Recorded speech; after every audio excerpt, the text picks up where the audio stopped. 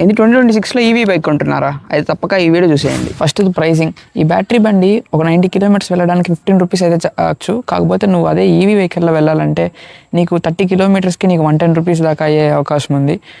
Initial cost అనేది EV బండ్లకి హెవీగా ఉండొచ్చు.